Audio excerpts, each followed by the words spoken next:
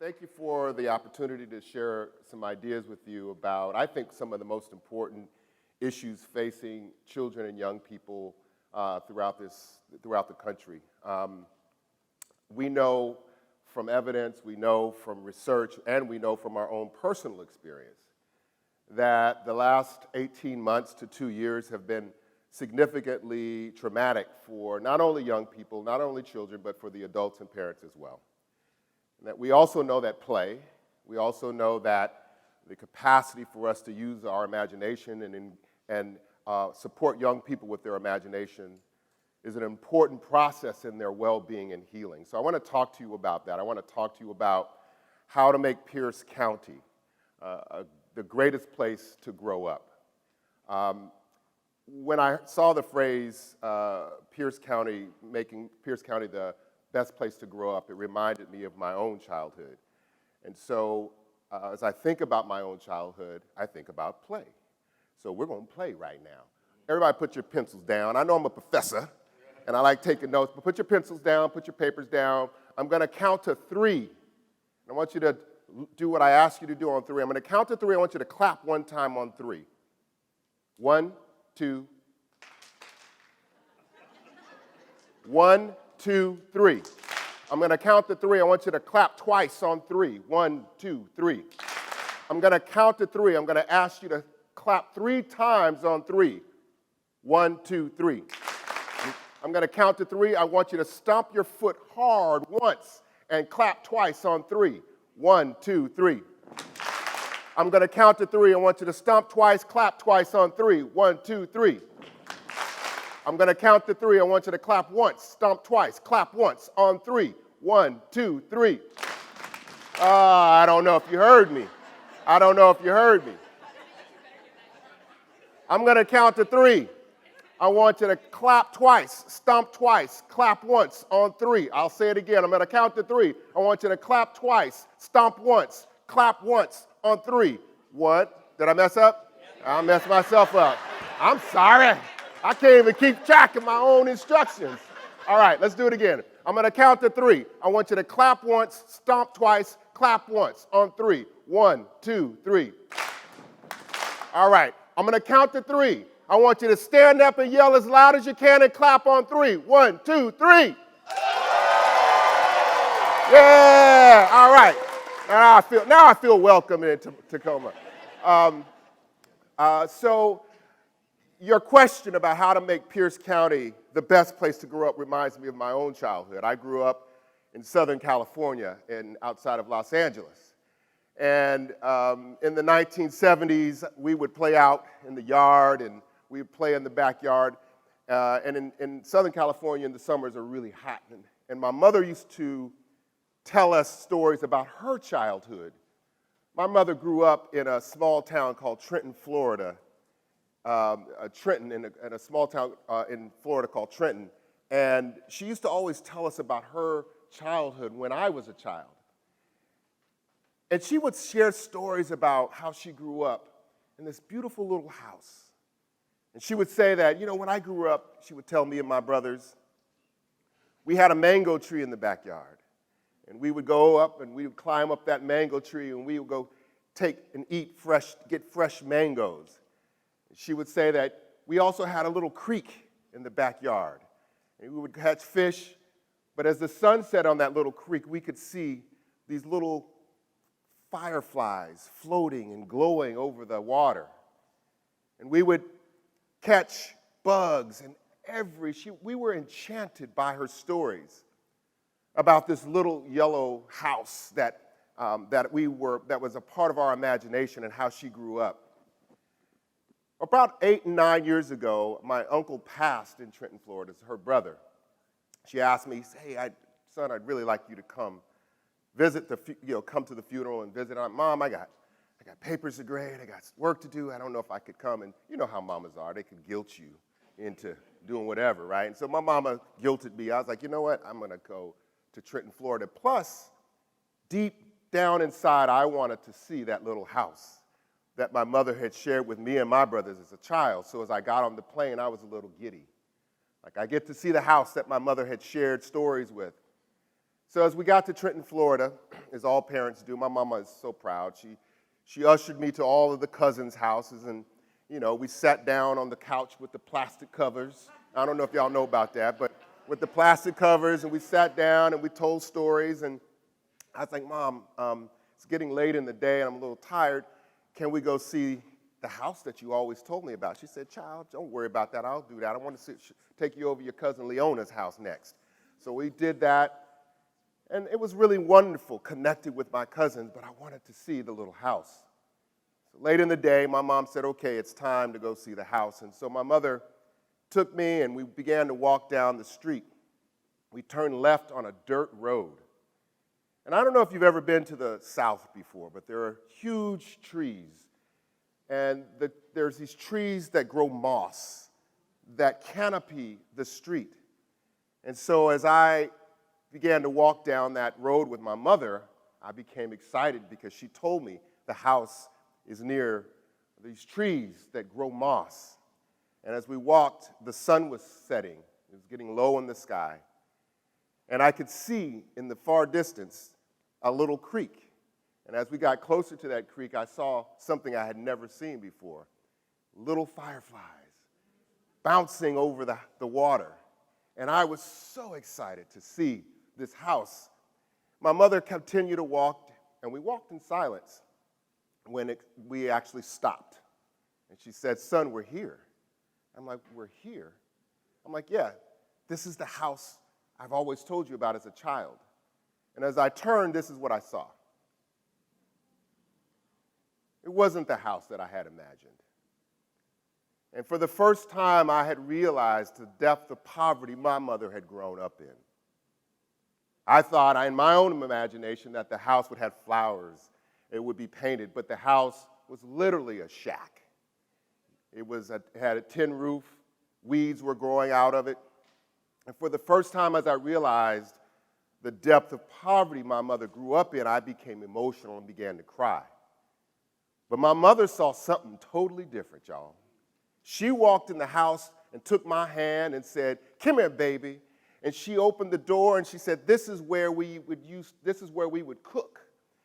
And there was a ring on the floor where there was a stove. And she took me to the other corner of the house and she said, this is where the number 10 tub was. Now, just like y'all doing right now, what the hell is a number 10 tub? I was like, what's a number 10 tub, Mama? This is where we used to take a bath. We would take the hot water and we would put it in the number 10 tub. And she was so excited as like a child at Disneyland, just so excited to show me the beauty of this home that I had it only in my imagination. She stopped in her excitement and saw that I was emotionally moved and my eyes were filled and I was emotional. And she said, baby, what's wrong? I said, Mama, I didn't know you grew up so poor, Mama. I didn't realize that you had grown up in such poverty. She said something to me I'll never forget. She said, you shouldn't be sad, baby, because it was in this house that I dreamed of you. And I imagined that one day you would come here. And so you being here is a fulfillment of my dream. And I imagined that I would have beautiful children that could come back to see the birth of my childhood. And so don't be sad, because it is this, you fulfilled the dream for me. And as I left that house that day, I became enchanted about the power of our dreams and imagination. That my mother as a child dreamed of me and created a life so that I could go to a high school and go to college, that I could actually do the things that she dreamed of me doing. And so as I left, I became enchanted and curious about what is the power of our imagination and how can we use our imagination to support our own development and to support the development of our young people. My mother taught me this. And perhaps throughout my own professional and personal life, this curiosity about our imagination, or about our capacity to dream, has always pushed me to think beyond the confines of this environment. I think the lesson I take from my mother is despite the fact that she knew she grew up in poverty, she was not defined by it. And I think that lesson, that as we try and we work and we toil and we play to make Pierce County the best place to grow up, how are we thinking about creating and not defining young people and their families by the issues, but giving them the supports that they can dream and imagine beyond it? The context that we're in right now, however, makes that difficult. What is the context? We know that what happened to Mr. Floyd shaped all of us. We know that young people in schools, and there's an ongoing, unfortunately, ongoing school shootings. We recognize that there are movements for Black lives and the dignity of Asian American lives, that all of the things we took for granted, y'all, are now up for question. And we know that the levels of stress and uncertainty are not only embedded in young people, but they also affect and shape us. And so, given this context, right, how does our work in communities, in our community centers, our out-of-school time, our schools, how does our work respond to this? If we're not understanding that the last 18 months and before, right, it's not that last 18 months created these conditions, but it made them much more acute for our children and families. If we're not responding to this, then in some ways we're not addressing the core. We also recognize that for communities of color, there's disproportionate exposure to stress and trauma. Research that came out of the University of Columbia, for example, found that for African American and Latinx young people, that when they came back to school, they had higher rates of trauma exposure.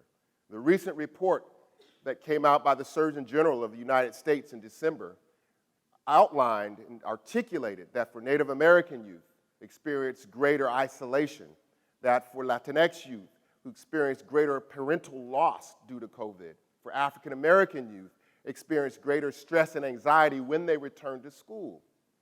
And this is in the Surgeon General's office, who is now championing and calling attention to the mental health crisis that our young people are facing. So if this is the context, the question is how are we responding to it? And how do we actually begin to create programs that support, cultivate, and foster the courageous imagination that allows for young people to navigate through this context? So this is a way that I've been taught to think about issues of trauma. So I was taught at UC Berkeley to think of trauma from what's called a medical model. This medical model of trauma says that something happens to a young person or an adult and it disrupts their normal level of functioning. And the way that we respond to that is through therapy, counseling, and so on and so forth.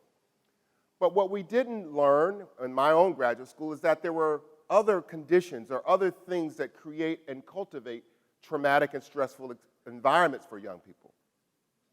These are institutional inequalities. These are the conditions of neighborhoods. These are institutions and policies themselves. And so the broader context, trauma is not just something that happens in one acute experience, but our environments are sometimes create disproportionate exposure to trauma. Now, just take, for example, institutional inequalities. If I could stand up here and list multiple policies, but let's just take one policy that came out of our federal government a few years ago that suggested and required that immigrant families, that children be separated from their parents. Now just think about the traumatic, this is a federal policy, but think about the reverberating trauma that ensued not only on the parents, but also on the children.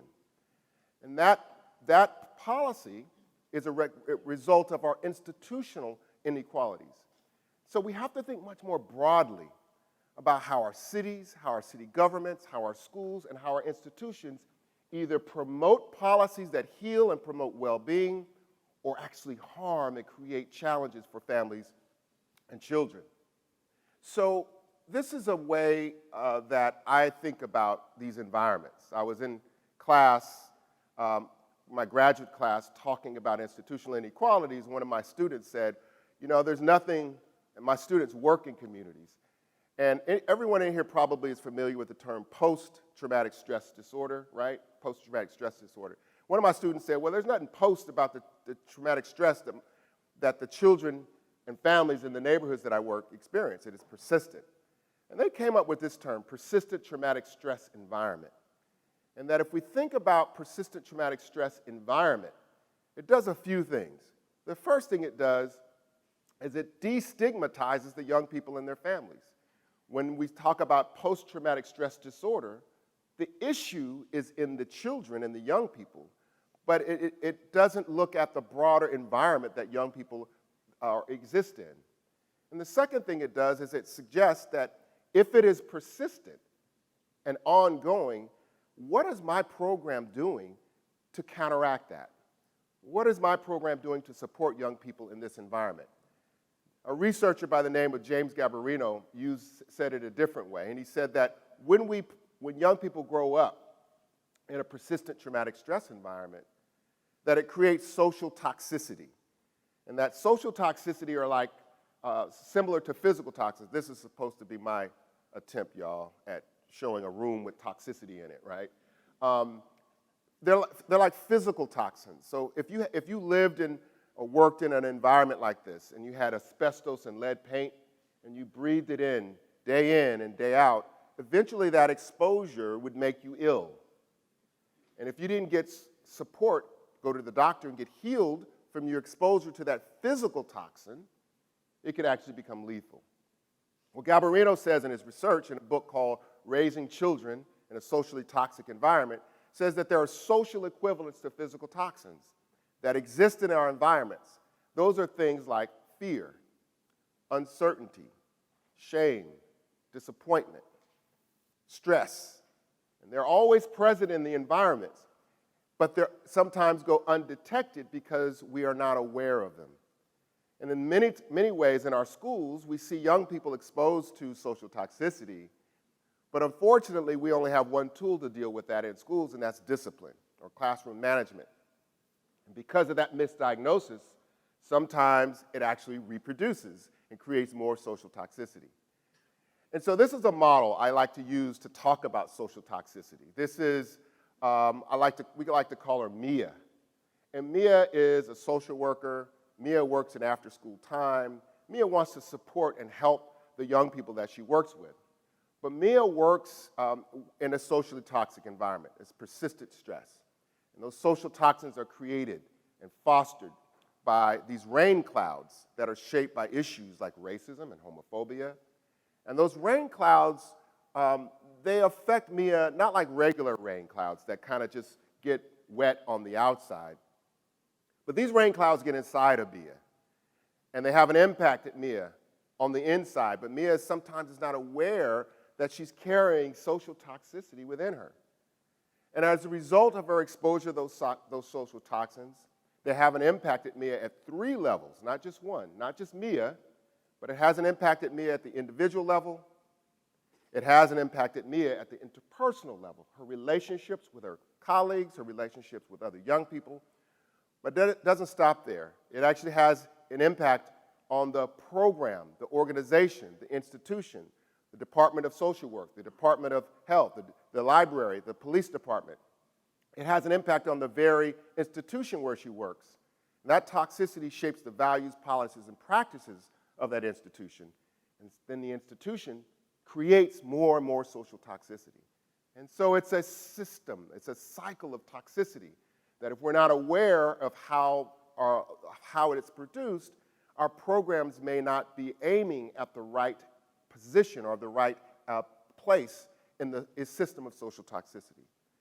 So we need an approach, a different approach that gives us a more holistic way of responding to not only social toxicity, but also, as my mama taught us, to cultivating the imagination of young people to create healing and well-being in this environment. We call that process healing-centered engagement.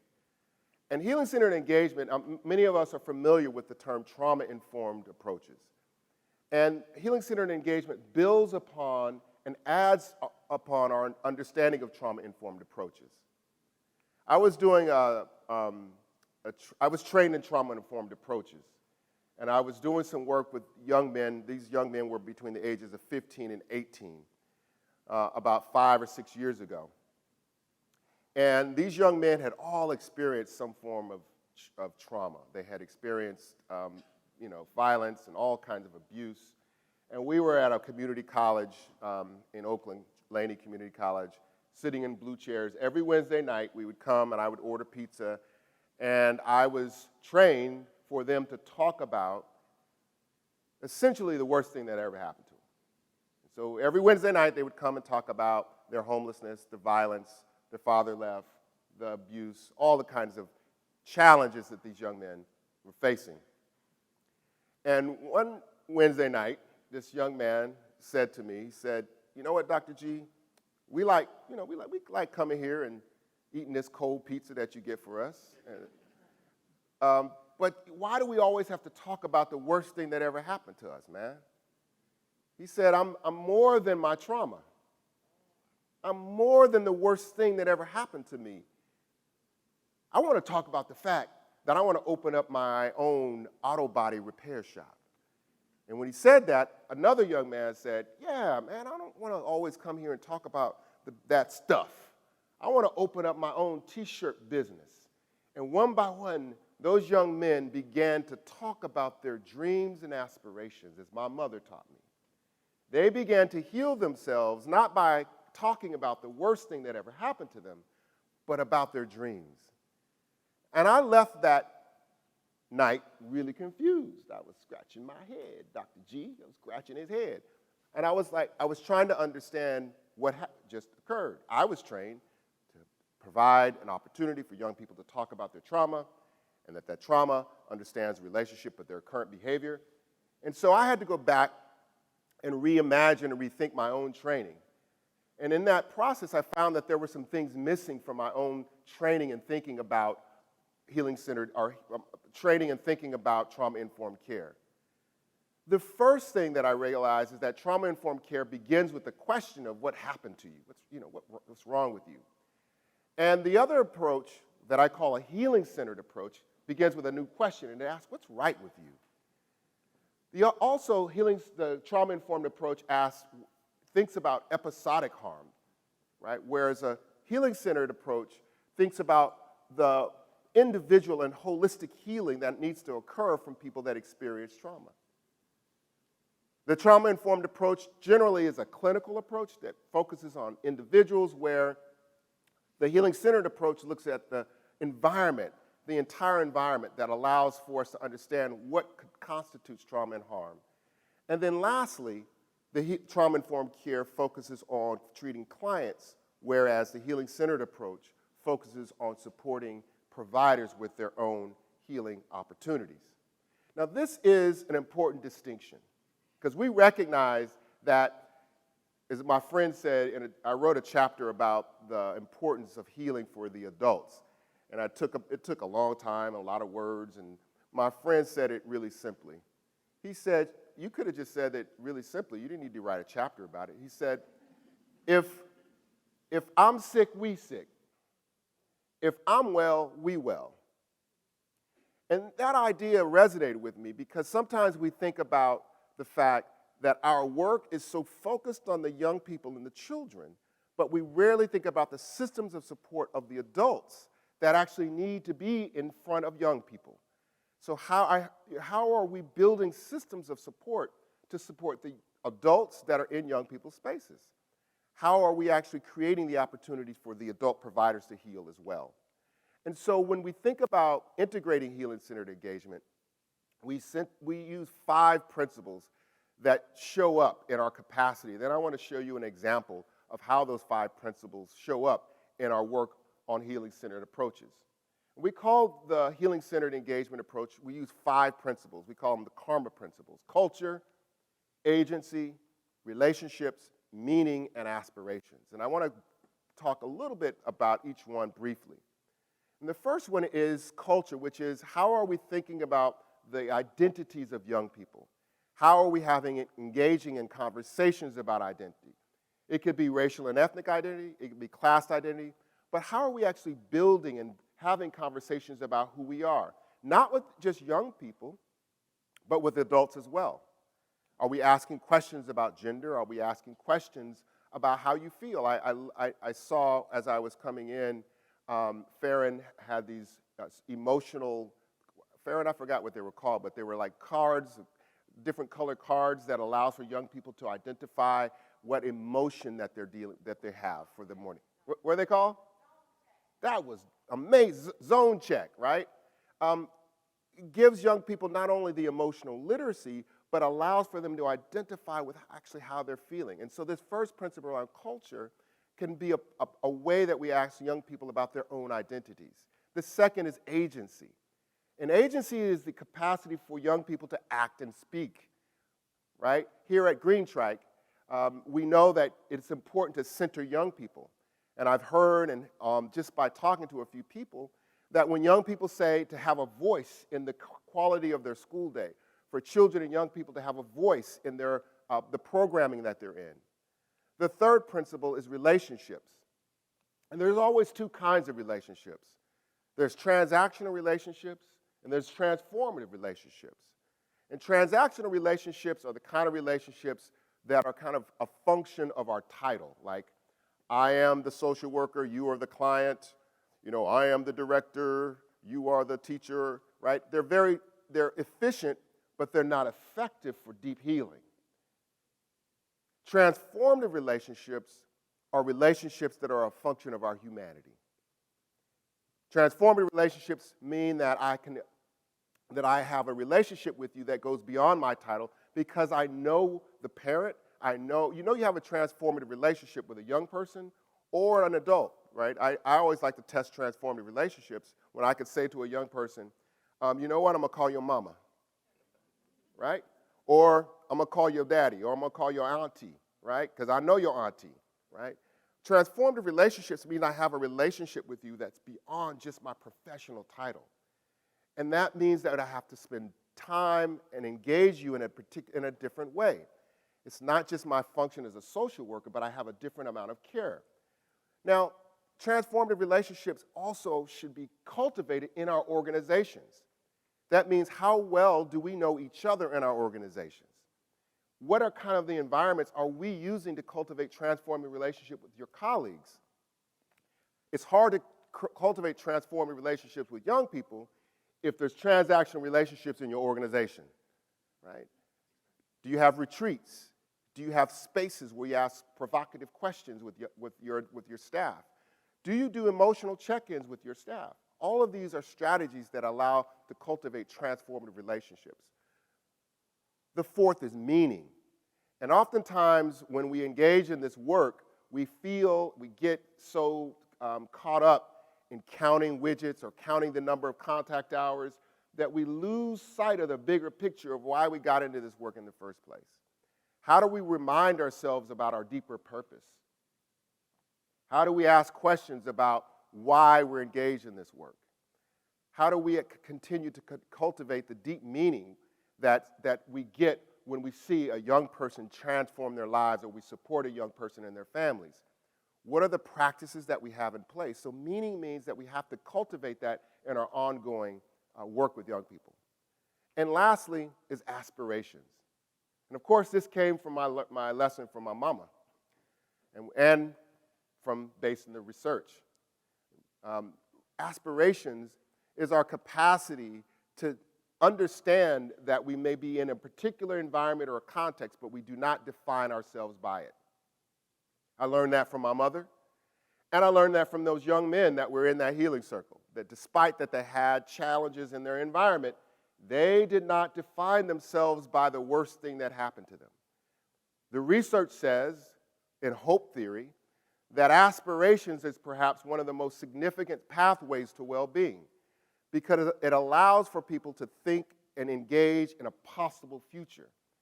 And when we cultivate the opportunities and the pathway to engage in that possible future, it creates a sense of well-being and control over sometimes an uncontrollable environment. Now, my mama didn't know that, but she practiced aspirations. And if we engage and we think about integrating these practices, we call these karma principles, then we begin to create a healing-centered environment. School districts, city departments, parks and recs are recognizing the significance of healing-centered strategies in their work. And these principles allow us to go deep and far and wide that ultimately and hopefully can answer the question about how to make Pierce County a great place to grow up. I want to give you a couple of examples of these karma principles. As I think examples make it sort of put it right in front of us. So this is an example of moving from transactional to transformative relationships. And this is an example of a city department in Richmond, California. Now, remember transformative and transactional relationships. Remember, transactional relationships are about our role. They're about our titles. They're about authority and our function. Whereas transformative relationships are about our vulnerability, about empathy, about care, about our capacity to show up as fully human. So this example took place in a place called North Richmond, California. And in 2009, North Richmond had the highest gun violence rate in all of the state of California. North Richmond is a very small community, about 5 miles by 4 miles. And in that little area had a really high gun violence shooting rate. Now, the way that the city responded to that is that they would hire more and more police officers. And the hiring more and more police officers did not correspond to a decline in gun violence in the community. And so my colleague and a friend of mine that we've worked together, he came up with an unorthodox idea and presented it to the city of Richmond. He said, you know what, I know it costs about $250,000 to hire a new police officer, and that's great, but what if we took a fraction of that and we hired formerly incarcerated people from the neighborhood to create loving, caring relationships with these young people who carry guns and shoot each other? And they laughed at him, get out of here, right? We don't want to do that. And they came back to him about a year later, and they said, okay, let's try it, let's do a pilot. And so he created a city office, which is unprecedented. This is not an out-of-school time program. This is tax dollars, a city office called the Office of Neighborhood Safety. And the first thing that they did was they came up with their values. I'm not going to read all the values, but I want you to just read the last one. The relationship is the intervention, and the intervention is the relationship. And each of these values guide and shape how they think about engaging with young people who carry guns in this community. Now, when I went to visit the Office of Neighborhood Safety, I didn't think it was actually, they hired formerly incarcerated men. And this is what it looks like when I went to visit. These older men who had been formerly incarcerated, they walk around the streets and they sort of talk to the young men. It doesn't really look like they're working that much because they're just talking and having conversations. But there was something that happened after I began to hang out with them and learn about the methodology that they're using to cultivate transformative relationships. They were trained to not only engage these young men, but they were actually trained to say the following phrase, right? They're trained to say, hey, we love you, dude. Now, at first, the young men were like, whatever, man, get out of here, that corny stuff. You love us, right? But then they would follow it up with some action, just as Joe. And Joe would be hanging out on the street corner, and Joe would say, I love you, man. Oh, didn't your brother said he needed some cleats? Come on, I got some cleats in the back of my car. Or your mama said she needed some more lunch meat and sandwich bread. Come on, let's go get that for her. Oh, you know what? I talked to your sister the other day, and she said she needed some hair grease, right? And I went and got her some stuff for her hair products or whatever. The point is that they would say, I love you, but they would follow it up with some behavior that demonstrated that they wanted to transform a relationship with these men, these young men. Over time, these young men began to see Joe and all the other older men in the Office of Neighborhood Safety as their uncle, as their surrogate daddy. And they said something when I talked to Joe and some of the men in that program, and this is going to sound weird, but Joe told me because Joe and all the men grew up in this neighborhood.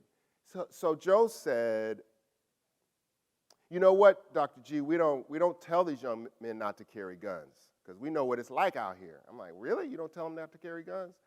They said, no, because we know what it's like. But what we do say is, if you got to use a gun, come see us first. I was like, wow, that's interesting. So something happened where the young men that they were cultivating relationships at in this particular part of North Richmond had a gun battle. And these young men that they were working with were going to retaliate. And they were really, hyphy. They were angry, but they remembered what Joe said. They were getting ready to use their guns to go shoot up a party across town. But they remembered what Joe said. So they came to Joe, and they were mad. They were like, man, we getting ready to go shoot up this party. And Joe was like, okay, I know y'all got to shoot up this party. Yeah, man, we're going to shoot up this party, man. They shot up our park. We're going to go shoot up this party. Joe's like, I know you got to shoot up the party. Y'all going to shoot up the party. But before you shoot up the party, let's go get some pizza. Now, I know that sounds funny, right? But for a 13-year-old boy, getting pizza is not a bad idea. So they went and got pizza, and they de-escalated him, and they talked to him, and they didn't go shoot up the party. But if you do that type of intervention, day in, day out, week in, week out, this is the result you get. When they started, the shooting rate was at 45 in 2009. But by 2014, they had reduced that down to 12. And as of actually last year, that rate had even gone down to like 8. It is the relationships, the transformative relationships, that allows for those young men to have different choices. Now, there are a number of ways that we can cultivate these transformative relationships in our work. In my own work, we take young people out of the community to create sanctuaries to heal them from the kind of issues they experience. And we don't use sort of therapy, but we use what everybody always knows here is we use, I'm sorry, it's not in here. We use play. We have color runs. We allow for young people to create, play with Lincoln logs. We actually give them the opportunity for them to engage and participate in their own healing process. We know that from research even, that when we embrace people, that embrace, when you hug and when you hold someone, that releases endorphins, which lower our stress levels. And so we encourage embracing, not just as a practice, but also it can be a policy. Now, I know this sounds weird, but I was sharing this practice in a school district.